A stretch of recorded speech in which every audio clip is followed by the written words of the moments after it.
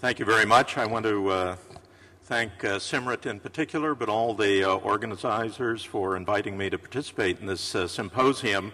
Since imatinib is still the most common initial therapy for CML, my topic today is management of imatinib-resistant patients. Let me start with my disclosures. We've worked with most of the companies developing drugs in this area, and I'll mention just briefly a few of the investigational drugs coming along. So let me start with a case presentation. This is a fairly typical patient, a 55-year-old woman presenting with CML in the chronic phase. She has a 922 translocation in 100% of her metaphase cells, and by the Sokal risk classification, she's intermediate risk.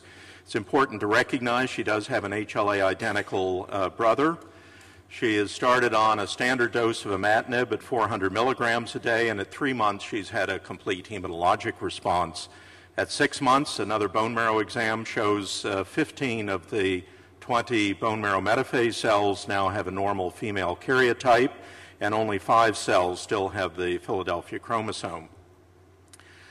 So we won't ask you to vote on these questions, but you can think through the options at this point. 6 months into therapy, would you continue the standard dose of imatinib or increase the dose, similar to what you've heard from Dr. Hughes, or think about switching to a second-generation tyrosine kinase inhibitor, or perhaps even referring this patient for an allogeneic transplant?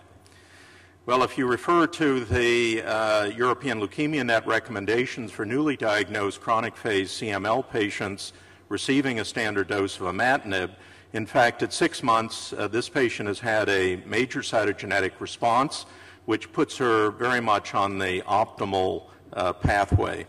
So there's no reason to switch. So in fact, she continues to take imatinib at 400 milligrams a day, although she complains of intermittent rash and diarrhea. These are mild to moderate in severity. The rash resolves when imatinib is temporarily discontinued, but recurs when imatinib is restarted. And then at 12 months, another bone marrow exam is performed, and now 12 of 20 cells have a normal female karyotype, and now 8 cells, or 40%, have the Philadelphia chromosome. And on this sample DNA sequence analysis for an ABL kinase domain mutation is negative. So the choices now are the same. You can continue imatinib or escalate the dose, or consider switching to one of the second-generation tyrosine kinase inhibitors, or refer for an allogeneic transplant. Again, referring to the ELN criteria, this patient has now considered a failure to standard dose of imatinib, in that she has less than a partial cytogenetic response at 12 months, and it would be reasonable to change her therapy. And I would argue that for this patient, she should change to a second-generation tyrosine kinase inhibitor. Now, of course, there are several to choose from. This table looks at the relative inhibitory potency of 3 drugs that are already commercially approved, at least in several countries, and 2 drugs, bosutinib and ponatinib, that are still in clinical trials. And here the potency is expressed as an IC50, which means the more potent drug has the lower number. There are differences in the inhibitory activity against the ABL kinase, as well as some of the off-target effects against PDGF receptor and c-KIT, which may be responsible in part for some of the side effects associated with these different agents. So we'll start with a discussion of dasatinib. One of the questions early on was whether escalating the dose of imatinib was better than switching to a second-generation drug. This was a randomized clinical trial. As you can see, patients who were resistant to imatinib at standard doses of 400 or 600 milligrams were randomized to one of these 2 arms, and the primary endpoint was the cytogenetic response at 12 weeks. And as you can see on the right-hand side of this histogram, looking just at complete cytogenetic response rate, this was statistically significantly different in favor of dasatinib at the end of 12 weeks of therapy, favoring switching to dasatinib rather than escalating the dose of imatinib. And the clinical significance of this is shown here with the progression-free survival of the patients who were randomized to dasatinib, shown in the yellow curve, compared to escalating the dose of imatinib on the blue curve. Now, what can be expected with imatinib-resistant or intolerant chronic phase CML is shown in the top half of this graph, where patients were switched to 70 milligrams twice a day of dasatinib in over 300 patients. So we'll look at those data. Shown in the pink column here are 288 patients, similar to the patient that we've just discussed, that is resistant to primary therapy with imatinib. Shown in the green column are 99 patients who were intolerant to imatinib and also switched to dasatinib at 70 milligrams twice a day. Looking first at the imatinib-resistant patients, shown in this curve is the major cytogenetic response rate, and in the lower blue curve, the complete cytogenetic response rate, which you can see reached approximately 44% after 24 months on dasatinib. As you might imagine, for imatinib-intolerant patients who were less heavily pretreated, the response rate was quicker and higher, switching to dasatinib, so that 78% of patients had a complete cytogenetic response rate by 24 months. And this curve shows the duration of complete cytogenetic response. This curve shows progression-free survival in green and overall survival in the top blue curve, so that switching these imatinib-resistant patients to dasatinib resulted in an overall survival of 92% at 24 months. Interestingly, the presence of a BCR-ABL mutation did not appear to influence the outcome, whether there was any mutation present or a P-loop mutation. In this particular trial, the results at 24 months after switching to dasatinib seem to be about the same. And importantly, dasatinib appears to lack cross-resistance to the adverse events seen with imatinib. For example, the patient I presented was complaining of grade 2 rash, and you can see in this particular trial 29% of patients who were intolerant of imatinib reported a rash, and when they switched to dasatinib, that problem appeared to go away. So very little cross-intolerance. Now, a subsequent trial suggested that 100 milligrams of dasatinib once daily was adequate for these patients with imatinib resistance. This trial has been reported on several times now. This was a large trial that randomized 670 patients who were resistant or intolerant of imatinib to one of 4 different doses and schedules of dasatinib. And shown here for each of the 4 doses and schedules, approximately the same response rates, whether you consider complete hematologic response in red, or perhaps more important, the lavender columns, major molecular response, was about 40% in each of these 4 arms. This looks at the progression-free survival of all 4 arms. In fact, the top curve here in white is the 100 milligram once daily arm, but there's no statistically significant difference between the outcome of any of these 4 arms. Dr. Kantarjian and his colleagues at MD Anderson reported on a trial which suggested that early intervention, switching to dasatinib at a cytogenetic relapse rather than waiting for hematologic relapse, was associated with more favorable responses. So shown in the top purple curve here are patients who switched from imatinib to dasatinib at a time that they had lost a major cytogenetic response but were still in a complete hematologic response. And this clearly led to better outcomes than patients who were switched only at the time of loss of a complete hematologic response, which is shown in the lower yellow curve. So the lessons to take away here are that dasatinib produces durable, complete cytogenetic remissions in patients with imatinib-resistant or imatinib-intolerant chronic phase CML. For imatinib-resistant CML, switching to dasatinib is more effective than increasing the dose of imatinib. That dasatinib at 100 milligrams a day is as effective and better tolerated than 70 milligrams twice a day.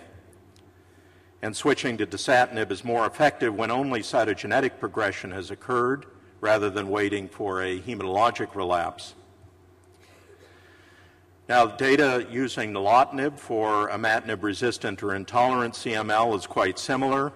If you look just at the green bars on the right side of this slide, you see the complete cytogenetic response for 321 patients with chronic phase CML that were switched either because of resistance or intolerance, and the complete cytogenetic response is in the same range of 40 to 50% that was reported with dasatinib. And the clinical importance of that is shown here in terms of the survival and progression-free survival, 88% overall survival at 24 months after switching to nilotinib in the second line.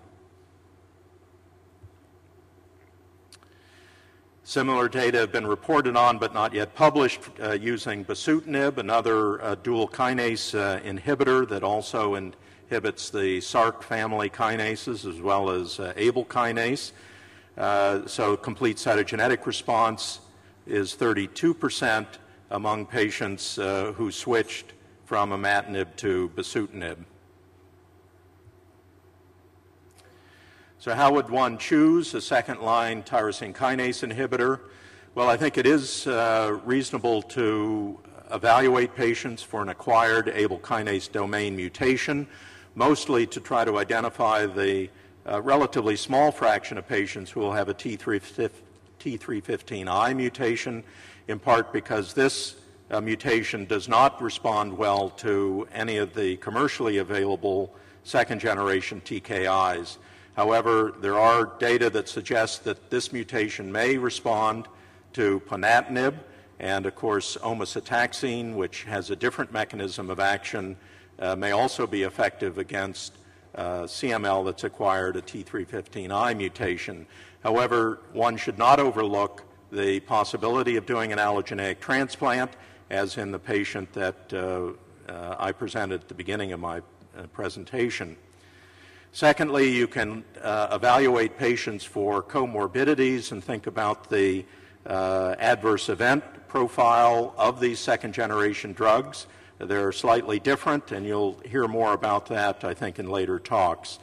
But because dasatinib has been associated with pleural and pericardial effusions and also with platelet dysfunction, pre-existing congestive heart failure, chronic lung disease, or GI bleeding, might persuade you to avoid dasatinib and choose nilotinib, whereas patients who are already having difficulty with diabetes or have a past history of pancreatitis might not be good candidates for nilotinib. Importantly, all of these drugs do prolong the QT interval. It's probably not a significant prolongation by itself, but in combination with other medications, patients can run into difficulty. And finally, there's the cost of these medicines, which may need to be taken into consideration. You'll see tables and charts like this one in the literature suggesting that by knowing what mutation is present, you can make a rational choice of which second-generation drug to choose.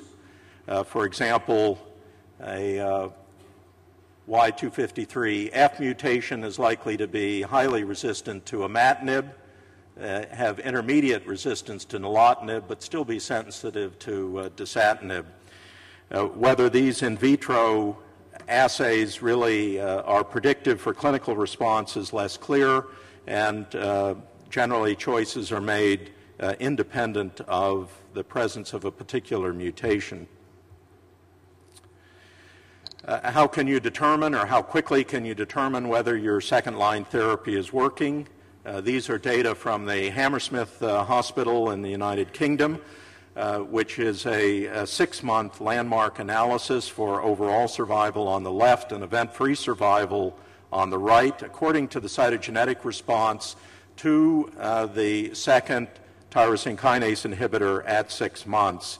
And as you can see in the blue curve, for those patients who have achieved a major cytogenetic response within 6 months of switching to a second-line therapy, the outcome has been quite good. Alternatively, those who have less than a major cytogenetic response at 6 months have done considerably less well, and third-line therapy should be considered. When to move to third-line therapy, of course, intolerance to second-line therapy would be an indication, the presence of unacceptable or persistent side effects. As you saw on the previous slide, no major cytogenetic response after 6 to 12 months on second-line therapy. Alternatively, emergence of a new resistant mutation. And finally, move to third-line therapy while you're searching for a donor for an allogeneic stem cell transplant. In this disease, it's probably 2 strikes and you're out. That is, there's relatively little evidence that third-line therapy will produce a durable response. There are some data, however, reporting on a third-line tyrosine kinase inhibitor treatment. This slide looks at the use of nilotinib in patients who have failed prior imatinib and dasatinib.